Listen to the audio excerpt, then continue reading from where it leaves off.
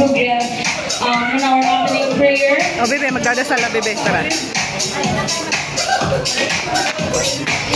For our opening prayer, let's request Ma'am Maisa.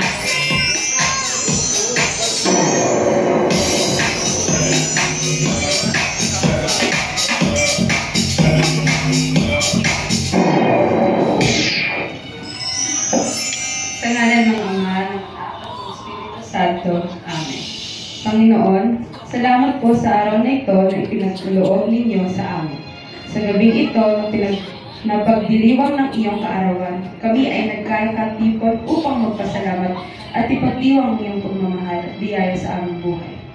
Maraming salamat po sa lugar na ito na aming pinagtitipunan, sa mga biyayang natatanggap namin araw-araw at sa pagkakataong ito upang magdiwang ng sama-sama.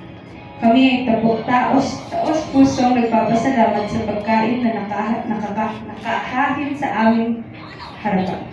Naway magbigay ito ng lakas at kalusugan sa aming katawan. Basbasan niyo po ang mga kamay na naghanda nito at ang lahat ng nagbahagi ng aming masayang salo-salo. Panginoon, salamat din po sa bawat empleyado na naririto.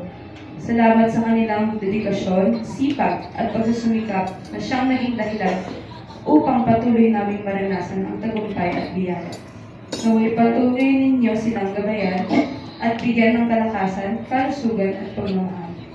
Naway magpatuloy ang samahan namin sa diwa ng pagkakaisa, pagkakaunawaan at pagmamahalan, upang ang aming mga gawain ay maging kalugod-lugod sa inyo.